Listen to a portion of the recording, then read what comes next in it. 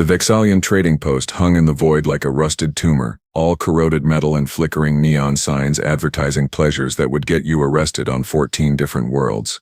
I had been working there for 3 cycles as a junior xenobiologist, studying microbial life and asteroid samples, when everything went sideways. My name is Qrix, just Qrix. On my homeworld of HFY Prime, we don't bother with family designations once we reach academic standing. I had 6 years of higher education, 2 published papers on extremophile bacteria, and absolutely zero experience with the criminal underbelly of galactic society. Until tonight. Another round. The human's voice boomed across the gambling den, rattling the liquid suspension tanks where the Aquarian dealers floated. He was massive by human standards, easily 2 meters tall, with shoulders that looked like they could crack hull plating. His name was Marcus Kane, and he had the kind of smile that made you check if your credit chip was still in your pocket. That I shouldn't have been there. The research grant money had run out 2 weeks ago, and my return transport to HFY Prime wasn't scheduled for another month. Desperate times. Desperate measures. The card game was supposed to be friendly, low stakes, a way to earn enough credits for food and lodging. I was an idiot. I fold, wheezed Grintalk, the Bavarian merchant across from me. His 6 eyes blinked in sequence, a sure sign of nervous exhaustion. The pile of credit chips in the center of the table had grown to ridiculous proportions. My entire life savings sat in that pile, along with my dignity and possibly my future. Marcus Kane leaned back in his chair, which groaned under his weight. He studied his cards with the casual interest of someone deciding what to have for breakfast. Humans were supposed to be easy to read, according to every xenopsychology text I had ever studied. Their emotions played across their faces like holovid broadcasts. Kane's face might as well have been carved from stone. "You know what?" he said, his accent thick with something the translation implant identified as North American English, Earth dialect. "This is getting boring. Qrix, my scaly friend.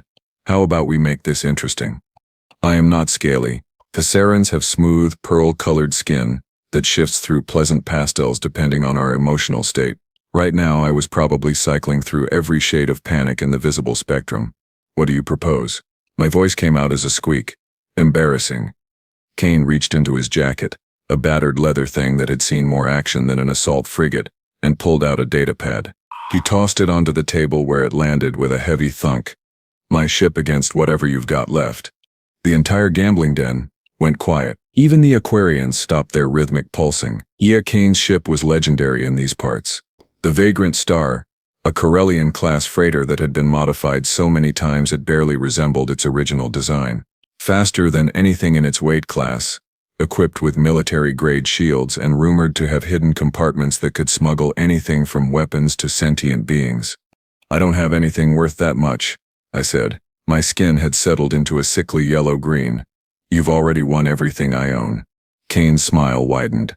"Oh, I wouldn't say that. You've got something valuable up here."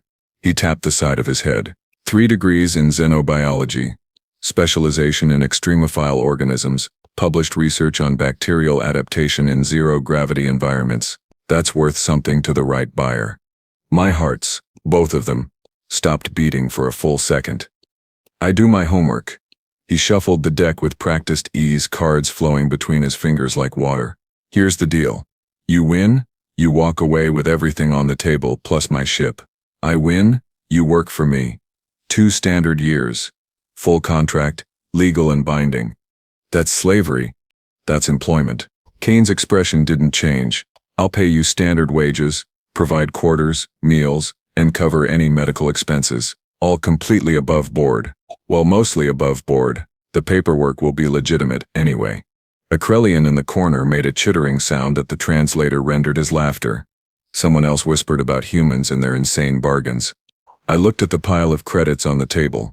Everything I had. Everything I needed to survive until my transport arrived. "One hand?" I asked. "One hand." I should have walked away.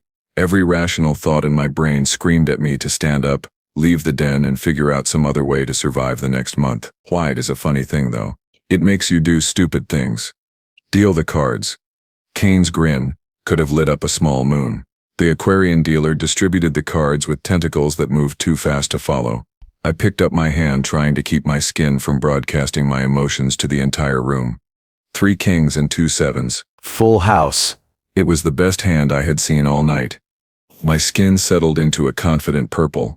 Across the table, Kane examined his cards with the same infuriating neutrality. He could have been holding garbage or a royal flush, and I would never know. Your bet, the dealer gurgled.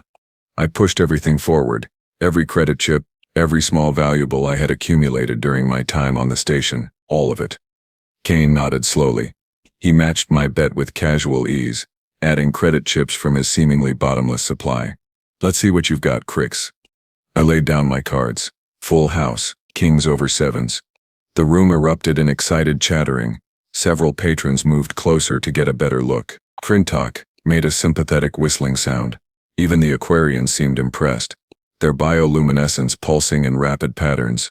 Kane set down his cards one at a time. Ace of spades, ace of hearts, ace of diamonds, ace of clubs, and a king of spades. 4 aces. The room went silent again. My skin cycled through colors so fast I probably looked like a malfunctioning light display. 4 aces. The odds of that hand were astronomical.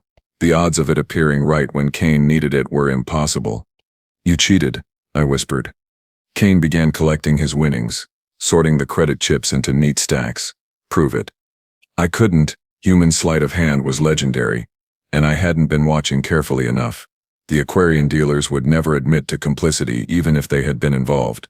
I had no evidence, no proof, nothing but the sick feeling in my stomachs that I had just made the biggest mistake of my life. Contract goes into effect immediately, Kane said, standing up. He was even more imposing on his feet.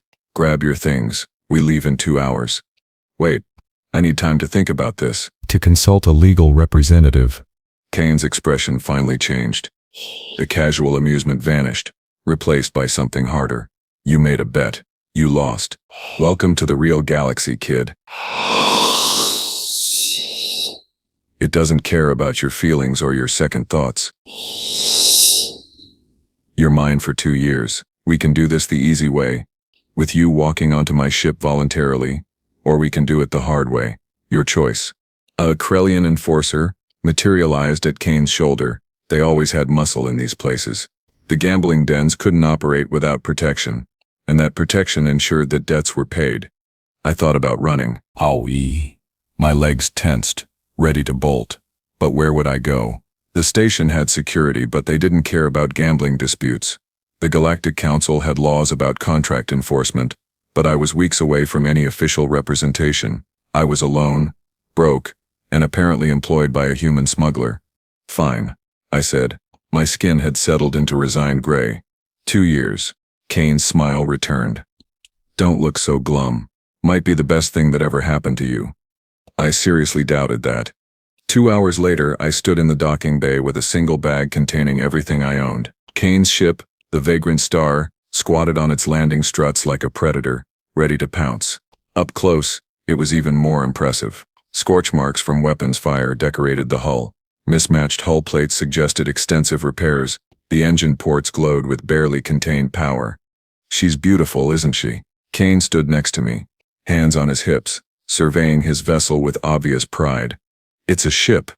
She's the ship, fastest thing between here and the outer rim. I've outrun Imperial cruisers, dodged through asteroid fields that would tear apart military convoys, and made jumps that navigation computers said were impossible. He patted the hull affectionately. She's never let me down. A ramp descended with a hydraulic hiss. Kane gestured for me to precede him. Welcome aboard. Let me give you the tour. The interior of the Vagrant Star was a controlled chaos of equipment, storage containers, and modifications that violated probably a dozen safety regulations. The cargo bay alone was larger than my entire research lab back on Thessera Prime. Kane led me through narrow corridors, pointing out various features. Crew quarters are here. You'll have your own cabin. Small but private. Galley is down that way. Help yourself to anything in the cooling unit, but if you touch my coffee, we're going to have problems. He said this with perfect seriousness. What exactly will I be doing? I asked, trying to process the maze of corridors and rooms. Kane stopped at a sealed door. He pressed his palm against a biometric scanner. You're a scientist, right? You study weird bacteria and stuff? Extremophile organisms, yes. Perfect.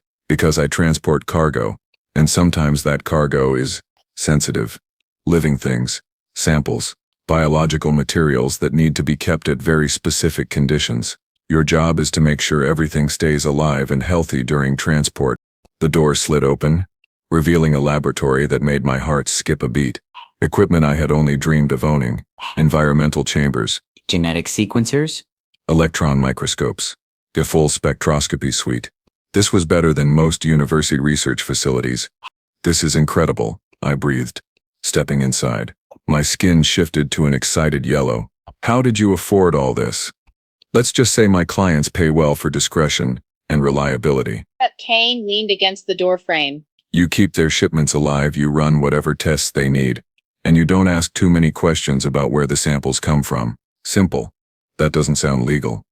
Kid, nothing about my business is technically legal, but it's not technically illegal either. I operate in the gray areas.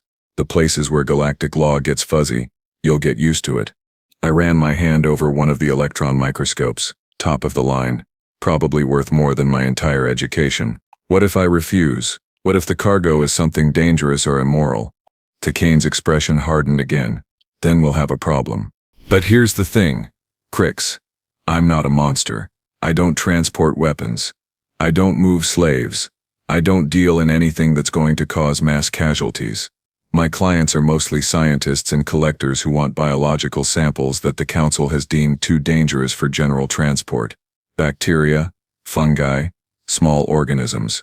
Nothing that's going to destroy planets. Mostly? Nobody's perfect. He pushed off from the doorframe. He gets settled in. We leave dock in 40 minutes. First job is a simple run to the Balerian system. Some researcher needs samples of thermophilic bacteria from a volcanic moon. Should be straightforward. Kane left, and I stood alone in the laboratory. My laboratory now, I supposed. For 2 years. 2 years serving as a smuggler's pet scientist, maintaining illegal cargo and pretending this was somehow acceptable.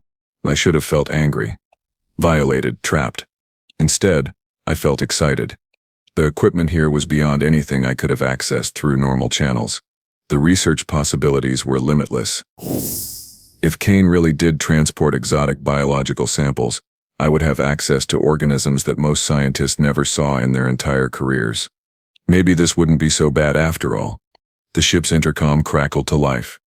Chris, get up to the cockpit. I want to show you how we do undocking procedures. I made my way through the corridors, following the signs. The cockpit was surprisingly spacious, with 2 pilot chairs and a navigation station that looked like it could calculate jump coordinates for half the galaxy. Kane sat in the pilot's seat, running through pre-flight checks. Strap in, he said without looking up. First rule of the Vagrant Star: always be strapped in before I touch the controls. I slid into the co-pilot's chair and fumbled with the restraints. Human designs were always slightly off for Thessaran physiology. Kane reached over and adjusted the straps with practiced efficiency. Second rule: trust my flying. It's going to feel insane sometimes, but I've never crashed. Well, never crashed permanently. That's not reassuring. Third rule: if someone starts shooting at us, don't scream. It's distracting. People shoot at you regularly? Kane fired up the engines. The entire ship thrummed with barely restrained power. Let's just say I have a knack for attracting trouble. Part of the job. The docking clamps released with a series of metallic clangs. Kane's hands moved across the controls with casual expertise. The Vagrant Star lifted off its landing struts and rotated toward the station exit. Fourth rule, Kane said as we cleared the docking bay. Always, watch the scanners. You never know what's out there. He engaged the main engines, and the station disappeared behind us in a blur of stars. I watched the scanner displays, trying to interpret the flood of information. Ships moved in regular patterns around the station. Trading vessels, patrol craft, normal traffic. Then something pinged on the edge of the scanner range. Kane? What's that? He glanced at the display. His jaw tightened. Well, that's interesting. Looks like we've got company. Vexalian patrol cruiser. They're hailing us. Shouldn't we respond? Probably should. Yeah. Kane opened a communication channel. This is the Vagrant Star. What can I do for you, officer? The response came through in clipped, professional tones. Vagrant Star, you are to heave to and prepare for inspection. We have reason to believe you are carrying contraband materials. My skin went pale white. They know. They don't know anything, Kane muttered. He closed the channel and diverted more power to the engines. They're fishing. Someone probably saw us leaving after I won big at the tables and figured I might have something valuable aboard. Are you going to stop? Kane laughed. It was not a comforting sound. Hid, rule number 5. Never stop for inspections. Hold on tight. The Vagrant Star accelerated like a living thing. G-forces pressed me back into the seat. The patrol cruiser gave chase, but Kane was already plotting a jump to hyperspace, his fingers dancing across the navigation computer. The jump in 30 seconds, he announced. They're powering weapons. This is going to get exciting. Exciting is not the word I would use. Warning lights flashed across the cockpit. The patrol cruiser was firing, trying to disable our engines before we could jump. The Kane threw the ship into a corkscrew maneuver that defied physics and common sense. Shots streaked past us, missing by meters. 10 seconds, Kane said calmly. 5, 4, 3, 2, 1. The stars stretched. Reality twisted. My stomachs lurched as we punched through into hyperspace, leaving the patrol cruiser and the station far behind. Kang leaned back in his chair, grinning like a maniac. Welcome to the smuggling business, Chris. This is going to be a fun 2 years. I stared at the swirling tunnel of hyperspace outside the viewport. I had been wrong earlier. This was not going to be simply bad. This was going to be absolutely insane. And somewhere deep down, in a part of my brain I didn't like to acknowledge, I realized I was already starting to enjoy it. 3 weeks into my employment with Marcus Kane, and I had already violated approximately 47 different Galactic Council regulations. Not that anyone was counting. Except me. I was definitely counting. The Balerian job had gone smoothly, despite the dramatic exit from the Vexalian station. We collected thermophilic bacteria samples from a volcanic moon where the surface temperature could melt lead. Kane had insisted on accompanying me down to the collection site, claiming he didn't trust automated drones for delicate work. Watching a 2-meter-tall human in a heat-resistant suit carefully extract bacterial colonies with tweezers had been surreal. Now we were 3 jobs in, and I was starting to understand why Kane needed a xenobiologist on his crew.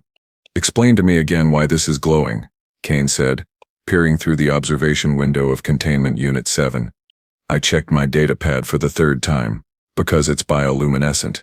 The client specifically requested Luminara colonies from the deep ocean trenches of Aquatica Prime. They produce light as a byproduct of their metabolic processes. And it's supposed to be that color? That angry purple color that looks like it wants to kill us? Yes, Marcus. That's normal. I had stopped calling him Kane after the first week. He insisted on first names, claiming formality was bad for crew morale. Never mind that the crew consisted of exactly 2 individuals. Just checking. He tapped the glass, and the bacterial colony pulsed brighter. Last time I transported something that glowed, it tried to eat through the containment unit. That's because you didn't have a xenobiologist monitoring the environmental controls. These organisms need specific salinity levels, temperature ranges, and pressure conditions, deviate from those parameters, and they become aggressive. Marcus nodded slowly. So what you're saying is you're actually useful. I have 3 degrees. Lots of people have degrees. Not many can keep angry glowing bacteria from eating my ship. He clapped me on the shoulder with enough force to make my knees buckle. Humans never understood their own strength. Come on. We've got a new job offer. Pay is ridiculous, which means it's going to be complicated. We headed to the cockpit where Marcus had his communication suite set up. The message was audio only, heavily encrypted. That was never a good sign. The voice that emerged from the speakers was synthesized, stripped of identifying characteristics. Mr. Kane, your reputation precedes you. I have a unique opportunity that requires your particular skills. I'm listening, Marcus said, leaning back in his pilot chair. I need you to acquire a biological sample from a restricted zone. The Helix Nebula Research Station. Specifically, they're conducting experiments on regenerative organisms. I want one of those organisms. My skin flashed warning red before I could control it. The Helix Nebula Station is council protected. It's a high-security research facility studying potentially dangerous xenobiological specimens. Breaking in there would be suicide. The synthesized voice continued as if I hadn't spoken. Payment will be 200,000 credits, half up front, half on delivery. The organism must be alive and intact. Marcus whistled. That's serious money. What's the catch? The station is orbiting a neutron star. Navigation in that region is difficult. Additionally, the facility has military-grade defenses and a rotating security detail of council enforcers. But I have faith in your abilities, Mr. Kane. You should probably have faith in a psychiatric evaluation instead, I muttered. Marcus ignored me. Send the coordinates and the upfront payment. I'll need 48 hours to plan the approach. Excellent. The credits have been transferred. I look forward to your success. The transmission ended with a soft click. I stared at Marcus in disbelief. My skin had cycled through so many colors I probably looked like a kaleidoscope. You can't be serious. This is a council facility. If we're caught, it's not just fines or impoundment. They'll lock us up for decades, centuries maybe. Only if we get caught. Marcus was already pulling up star charts, plotting routes through the surrounding space. Besides, 200,000 credits. That's enough to upgrade the ship's shields, replace the number 3 engine, and still have enough left over to keep us in supplies for a year. I don't care about credits if I'm spending the next 200 years in a detention facility. Marcus turned to face me, and his expression was serious. No smile, no casual humor. Crits, let me explain something about life out here. The council makes rules that benefit the council. They lock up knowledge, restrict research, and decide who gets to study what. Sometimes those rules make sense. Sometimes they're just bureaucrats protecting their own interests. That doesn't justify theft. No, but it explains it. He turned back to the star charts. Look, I won't force you to come along. This is dangerous, and I knew that when I took the job. But think about what's on that station.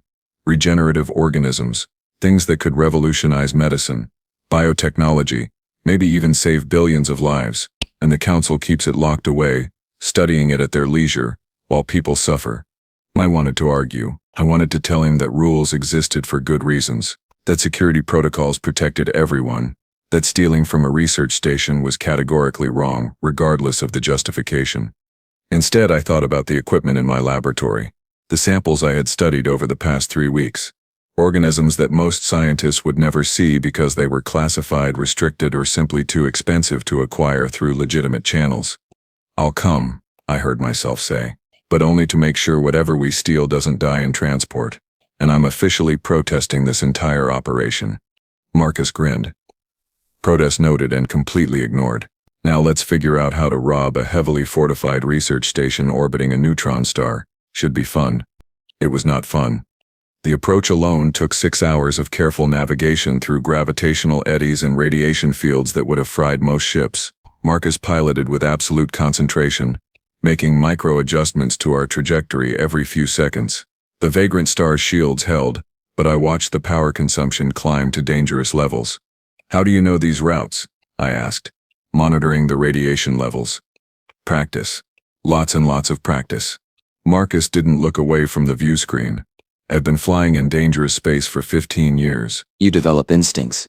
The Helix Nebula research station appeared on our scanners gradually, a massive structure of interconnected modules and laboratories. It bristled with sensor arrays and defensive weapons. 3 patrol ships orbited in regular patterns, their scanner sweeps overlapping to create complete coverage. There's no way past those patrols, I said. Not past them. Through them. Marcus killed our main engines, letting momentum carry us forward. We're going to drift. Just another piece of debris from the nebula. Small, cold, barely registering on sensors. What about when we get close? They'll detect us eventually.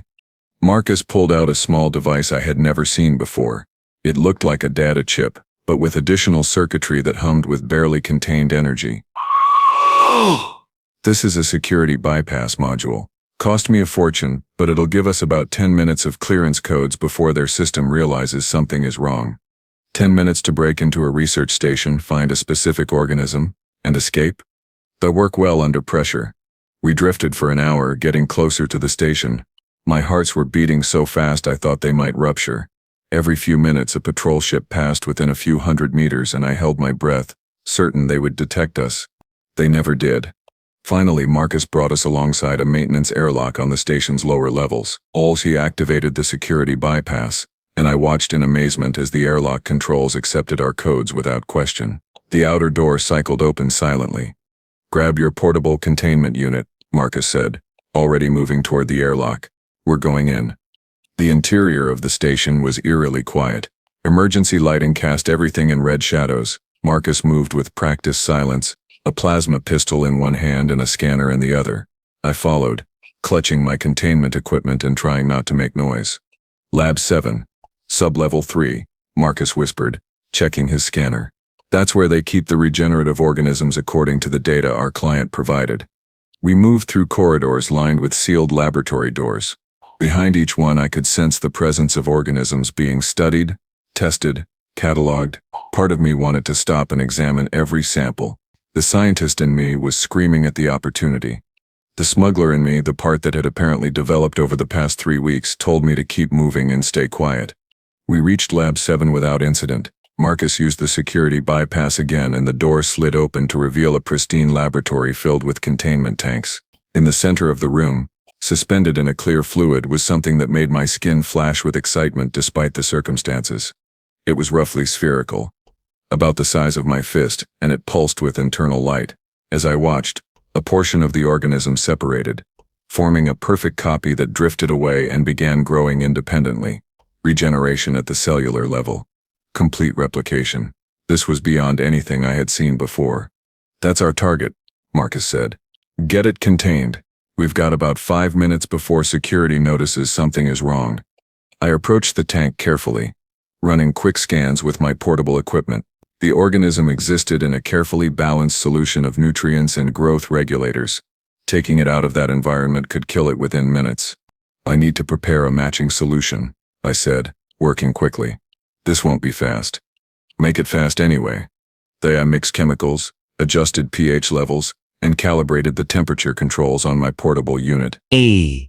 My hands were shaking, but the work was familiar. Science was science, whether conducted in a university laboratory or while committing grand larceny.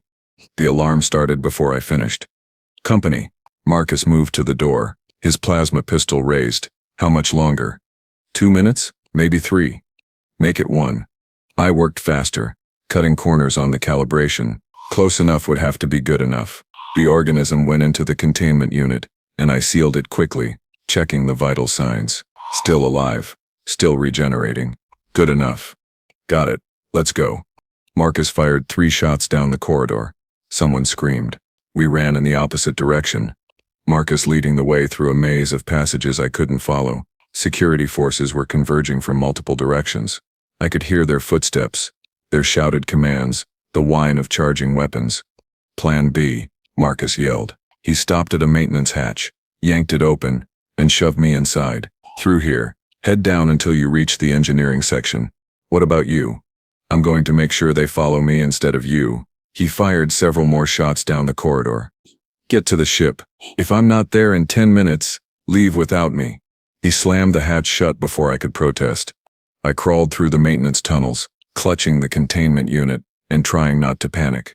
The organism inside pulsed steadily, seemingly unbothered by the chaos. Behind me, I could hear weapons fire and explosions.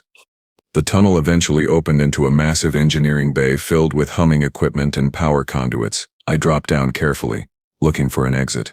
Security klaxons wailed. Automated defenses tracked my movement but didn't fire. Marcus's security bypass was still working. Barely. I found another airlock, this one leading to the exterior hull. There. Through the small window I could see the Vagrant Star, still docked where we left it. No security forces. They were all chasing Marcus. I cycled through the airlock and made my way along the hull using magnetic boots. Every step felt like it took an eternity. The containment unit weighed almost nothing in zero gravity, but my arms ached from holding it so carefully. I reached the ship and cycled through into the cargo bay. The interior lights were dim. Emergency protocols had activated, sealing most of the ship's systems. I rushed to the laboratory and secured the organism in a proper containment tank, adjusting environmental controls to match what I had measured in the station's lab. Then I ran to the cockpit and collapsed into the pilot's chair. 6 minutes had passed since Marcus closed the maintenance hatch. 7 minutes. 8 minutes. On the scanner, I could see security ships moving into position around the station. They were preparing to lock down all traffic in and out. If Marcus didn't return soon, we would never escape. 9 minutes. I reached for the controls. Marcus had told me to leave without him. If he didn't make it, save myself, save the cargo. That was the professional thing to do. My hands hovered over the undocking sequence. 10 minutes. I started the undocking procedure. My skin was pure white, drained of all color. I was going to abandon Marcus, leave him to face council justice alone. It was the logical choice. The survival choice. The airlock cycled open. Marcus stumbled through, bleeding from a gash on his forehead, his jacket torn and smoking. He had lost his plasma pistol somewhere. He looked like he had fought his way through an entire battalion. He probably had. "Go," he gasped, dropping into the pilot's chair. "Go now." I had never been so happy to relinquish control. Marcus's hands flew across the instruments, bringing systems online faster than should have been possible. The Vagrant Star detached from the station with a screech of protesting metal. Security ships converged on our position. Seraph, weapons fire lit up the space around us. Marcus threw the ship into a dive toward the neutron star, threading through gravitational fields that should have torn us apart. "Are you insane?" I screamed over the sound of alarms. "Probably," Marcus laughed, blood streaming down his face. "But we're rich. 200,000 credits, baby." He pulled the ship into an impossible turn, using the neutron star's gravity to slingshot us away from the station. The security ships tried to follow, but they weren't crazy enough to fly this close to stellar phenomenon. We accelerated past them, pushing the engines past their safety limits. "Jump in 10 seconds, Marcus announced. We made it. The stars stretched, reality twisted. We punched into hyperspace with security forces still firing uselessly behind us. Marcus slumped in his chair, breathing hard. That went well. We almost died. But we didn't. That's what counts. He touched the gash on his forehead and winced. "How's our cargo?" I checked the laboratory feeds on my datapad. The organism was alive, regenerating happily in its new containment tank. Stable, healthy, it seems completely unbothered by the experience. Unlike us. Marcus started laughing, a slightly manic sound that suggested shock and adrenaline. "We just robbed a council research station. We actually did it." I should have been angry, terrified, demanding that Marcus return me to civilized space immediately. Instead, I started laughing too.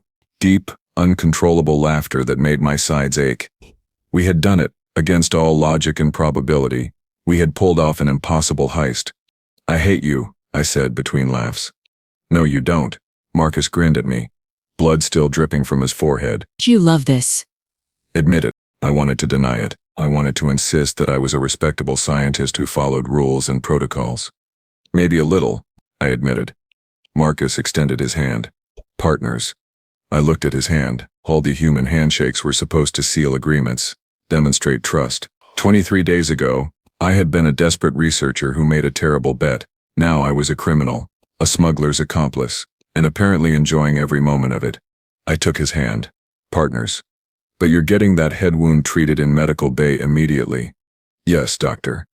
We flew through hyperspace. Two criminals fleeing from justice with a stolen regenerative organism worth a fortune. Somewhere behind us, the council was probably issuing warrants for our arrest. Ahead of us, the delivery point and 200,000 credits waited. I should have felt guilty. I felt alive. Marcus was right. This was going to be a very interesting 2 years. And somewhere in the back of my mind I started planning how to study the regenerative organism before we delivered it. Science was science after all. Even if it was slightly illegal science conducted aboard a smuggling vessel while fleeing from galactic authorities. My academic advisor would have been horrified. I had never been happier.